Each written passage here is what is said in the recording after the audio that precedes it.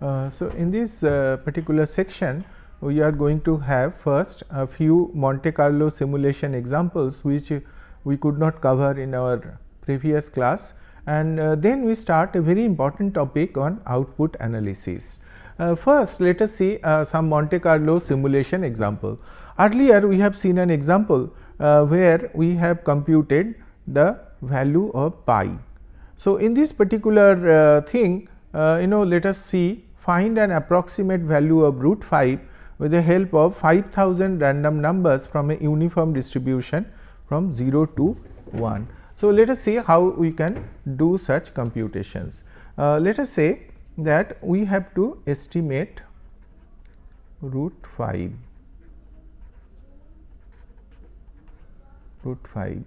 by Monte Carlo simulation.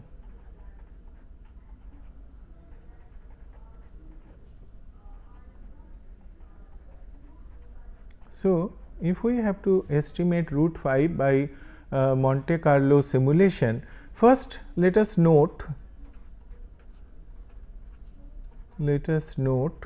that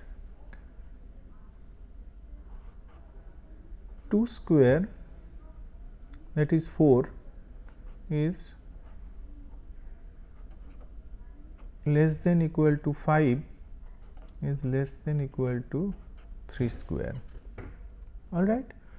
So, we can therefore, from here we can write 2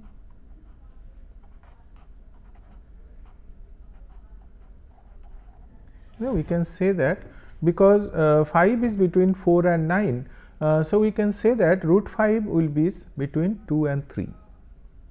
So, as our first task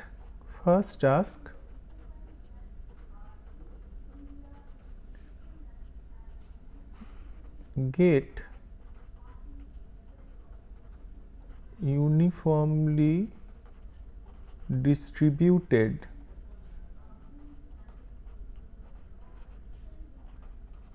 random numbers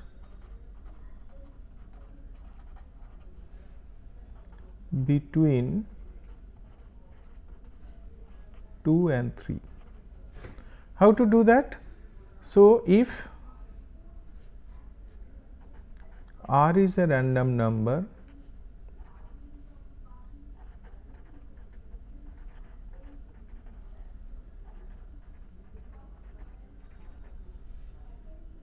then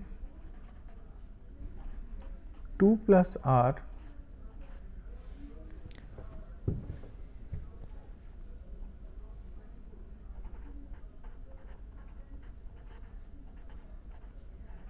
should be a random number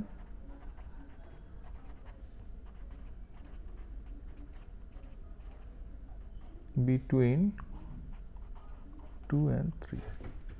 So, this is the first thing, right? Get uniformly distributed random numbers between 2 and 3, and if R is a random number, then 2 plus R should be a random number between 2 and 3, because R is between 0 and 1. If you add 2 to that, it will become 2 to 3. Then another interesting thing that you note, suppose this is number line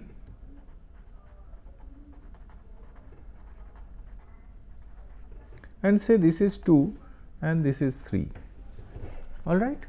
So, if numbers are, you see, if a random uniformly distributed randoms are taken between 2 and 3, each number between 2 and 3 are equally likely, is it not? So, supposing if this point is root 5, then say we know root 5 value. So, let us write it 2.236. We know it, and it is a theoretical value of root 5. So, I just wrote it. So, you see, how much is this portion? This portion is 0.236, and how much is this portion? That is the rest, that is 0.764, is it not? So, you see the random number that will be falling in this region, right, random number that will be falling in this region compared to the entire number. So, suppose P is the P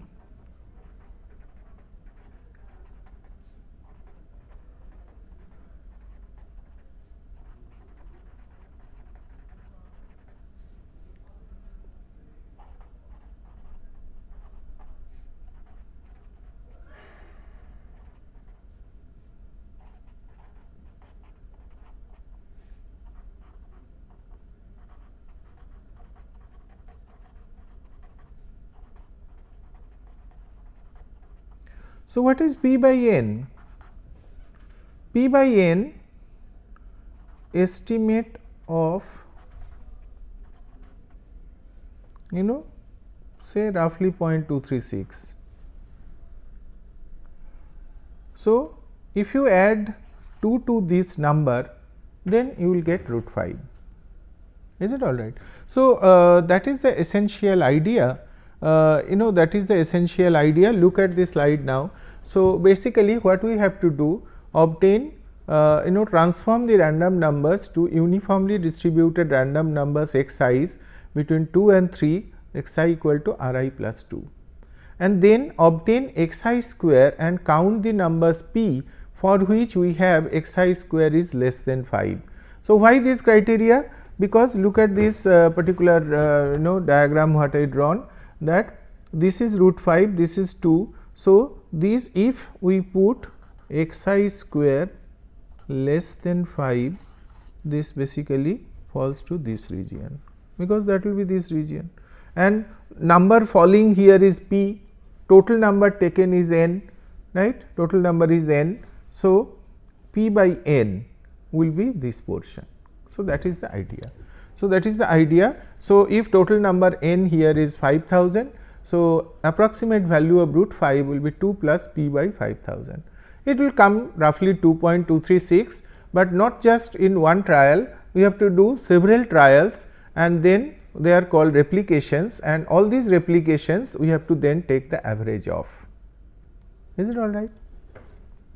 Let us take second example. This example I have discussed earlier, and I gave the problem but did not solve.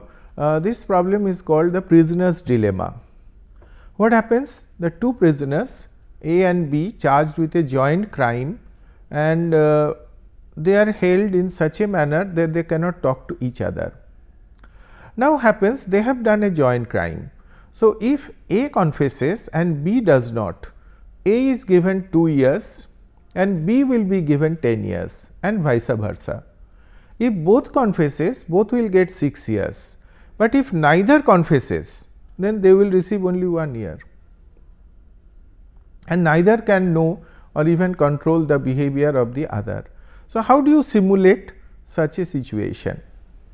So, let us look at the answer. Suppose let us have these 4 probabilities. A is A confess, 1 minus A does not confess. B confess, 1 minus B does not confess. So, what we have to do? Let us choose 2 random numbers R1 and R2. So, if R1 is less than equal to A confesses, else A does not confess. Same thing about B with the random number R2. Then after that, let us look at this chart, that what happens if A confesses but B does not confess. So, what is that probability? Let us look at that. Let us look at and put this in a chart. This can be put this way. So, first of all, probabilities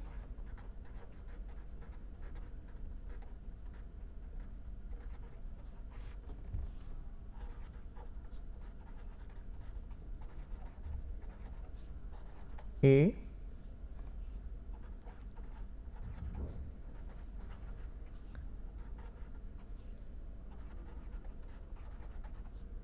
one minus A,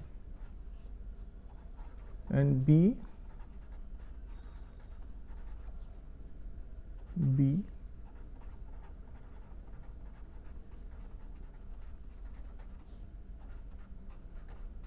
So, these are the probabilities.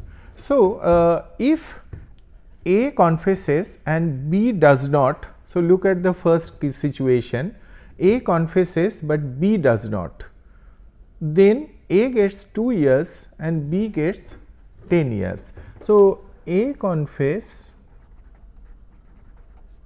and B does not. The probability is A confess A, B does not, so 1 minus B, right. So, that is the probability of these two happen. So, like this, finally, we can do all these calculations and we can actually put these sort of scenarios. So, prisoner versus expected penalty. So, I said A confess and B does not, that probability is A into 1 minus B. What was the penalty? A 2 years and B 10 years. So, A into 1 minus B star 2 and A into 1 minus B star 10, that is the case for A and B. Is it all right? And similarly, 1 minus A star B into 10 and 1 minus A star B, that is the reverse. So, 10 and 2, and if both confesses, each get 6 years, and if both does not confess, each get 1 year. So, as a rational decision maker, we really compute what is known as expected values. So, these are the expected penalty values that we can obtain, and these figures will very much depend on the values of A and B. Is it all right? So, if depends on what are the different A and B value that we obtain, we can do various random experiments, simulation, and come out with these expected penalty values, right. So, you can see also very interestingly, if you really do this problem in full vigor, you can really think, supposing I change these probabilities. Suppose a person who is A, he would think, what should be my value of A, what should I do, what should be my strategy. So, what kind of A should I put? So, it is a kind of sensitivity analysis, and very interesting results can actually be obtained, and you can really see one can work out the strategy, and all these things really fall into the domains of game theory. Is it all right?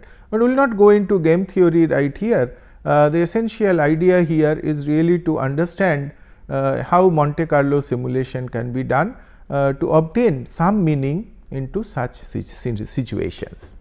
Anyhow, we will move to what is known as output analysis. So, in output analysis, we shall do basically two types of things: output analysis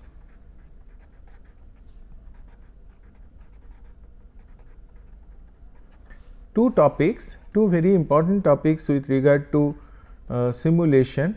We shall take, one is known as the length of simulation run,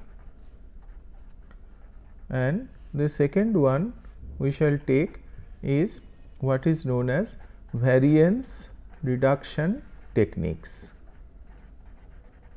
So, these two important topics we shall take up now, right. So, length of simulation run and what is known as the variance reduction techniques. First of all, the length of simulation run is a interesting thing to really look into, because we are simulating, let us say we did some simulation for 10 customers, something like 16 customers, and sometimes 5,000 runs. What is the actual number? How many times do we simulate? Is it all right? That is very important. Obviously, I told you that simulating only once is not sufficient. You have to simulate number of times with different set of random numbers, and these are called replications. So, we have to take replications also, but before that, what is there an estimate of the length of simulation run? We have a formula that we have, and we can actually work it out in this manner. What is that manner? See, basically you see, supposing we are actually estimating what is known as an average value. So, when we are estimating an average value, we should know, you see, usually what happens when is particular, let us say some variable is being estimated, a variable is being estimated. What is that variable? It could be that average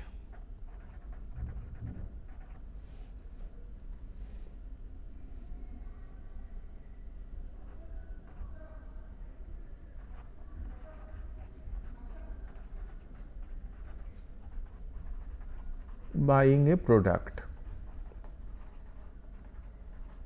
Average, suppose we are estimating this average number of people buying a product.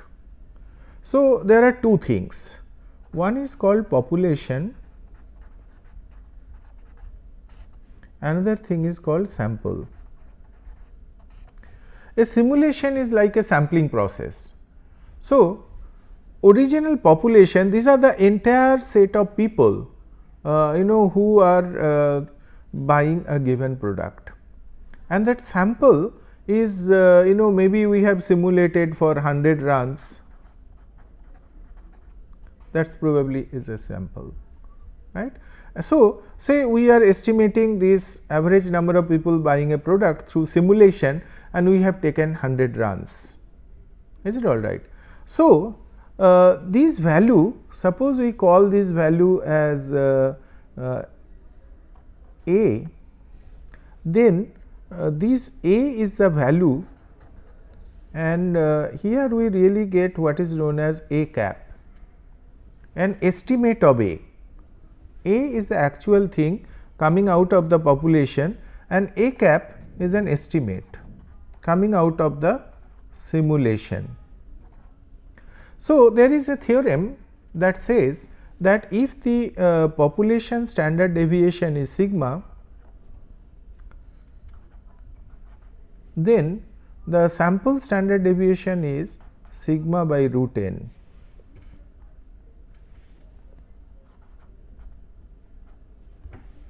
Is it all right? So, what does it say?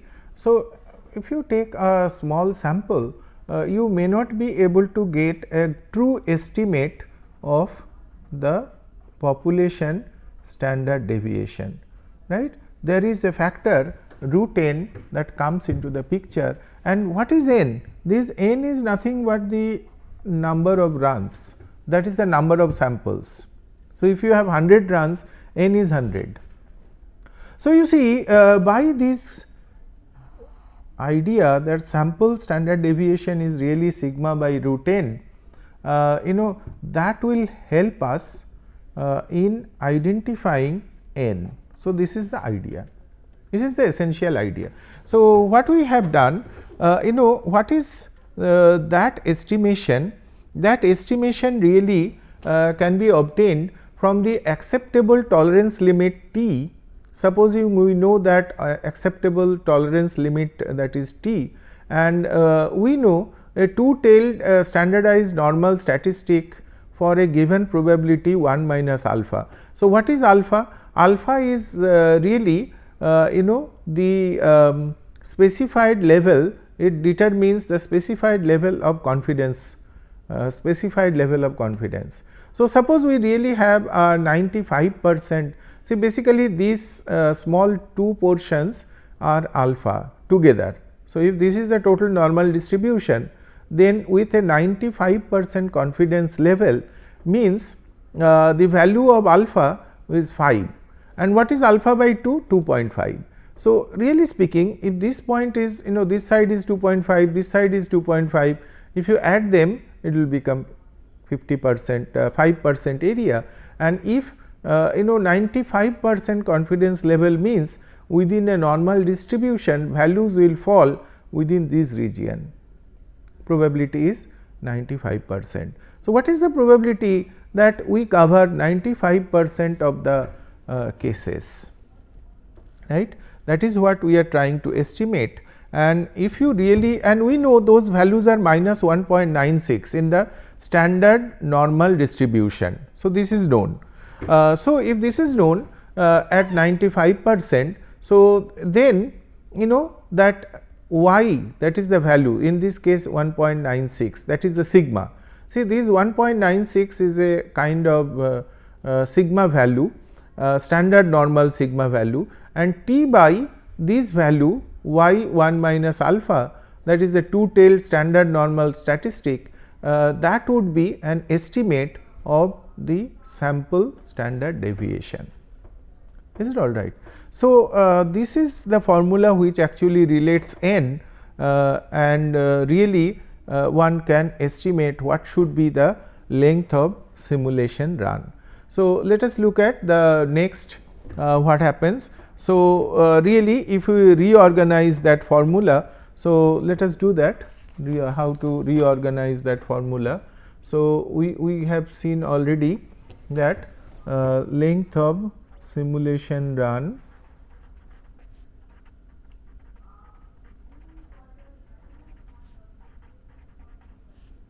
sigma by root n equal to t by y 1 minus alpha by 2, right. So, here sigma population standard deviation n length of simulation run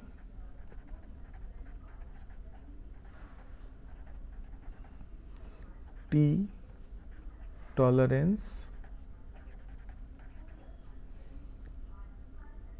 y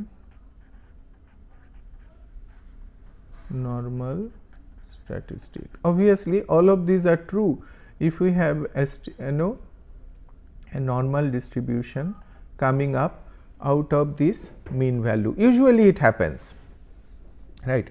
So, from here if you really reorganize, then you will get this particular value, that is root n equal to sigma into y 1 minus alpha by 2 by t, or n equal to sigma square by t square y square 1 minus alpha by 2.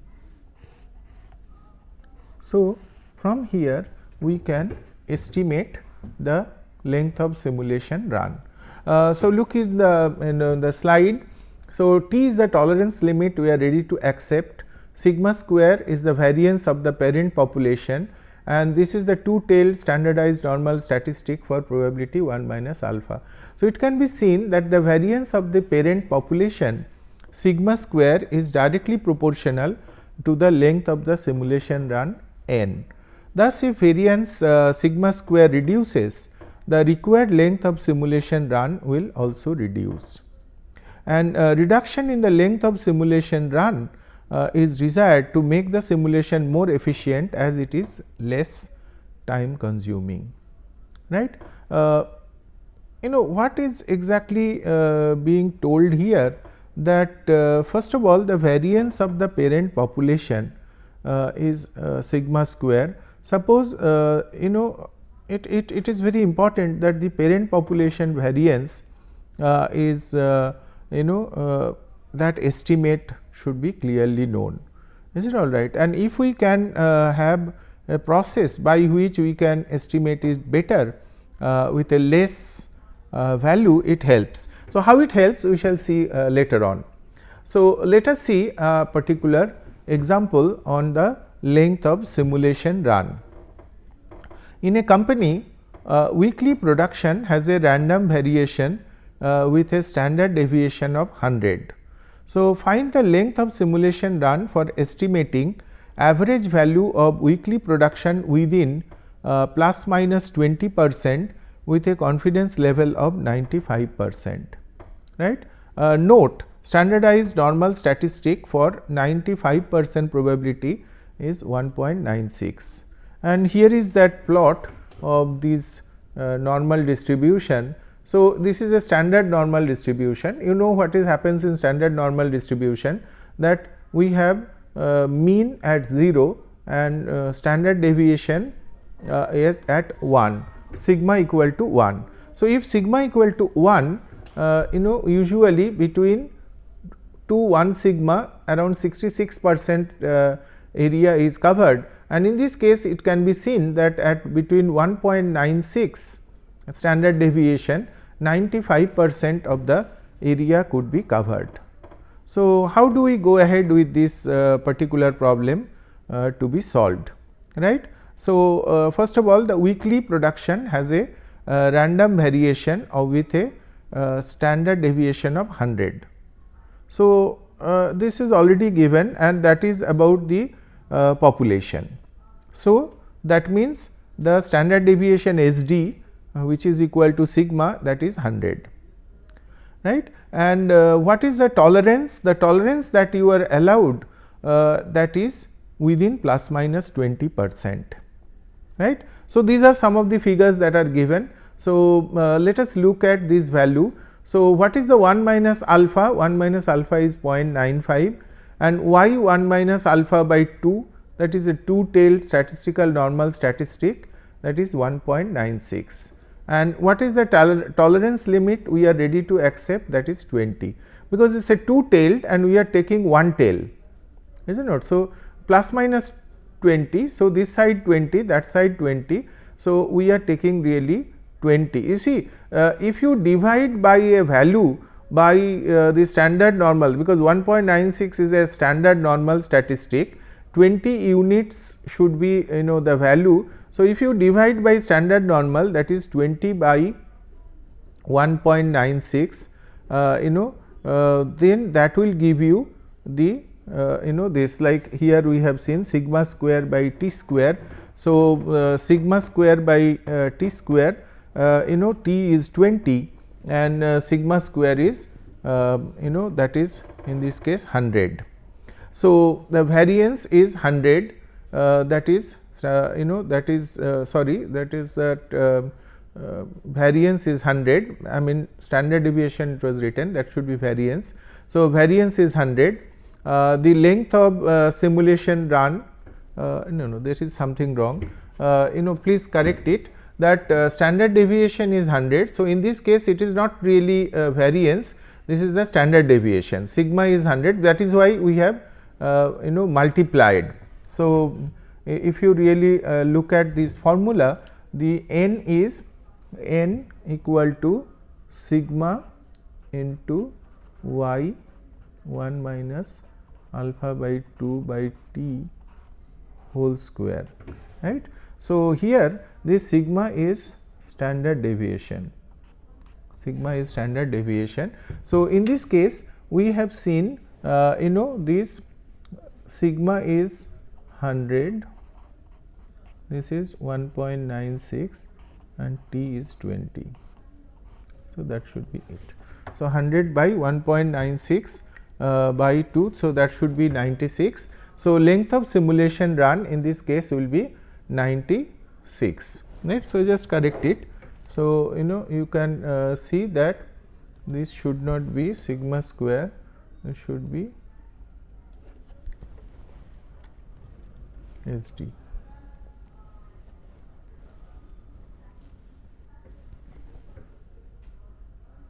Right. So, this is now corrected. So, t is the tolerance limit, sigma is the standard deviation, n is the length of simulation run or the number of samples. So, it should be 1.96 is 20 by 100, that is sigma into root n, is it all right. So, what is 1.96? y 1 minus alpha by 2, right, and this was given, the standard deviation is 100. So, 1.96 is 20 by 100 into root n. So, n will be 1.96 into 100 by 20 whole square equal to 96. So, the length of simulation run should be at least 96 weeks, for which weekly production need to be generated. We stop here and we shall continue our discussions on the output analysis, particularly the variance reduction technique in the next session. Thank you very much.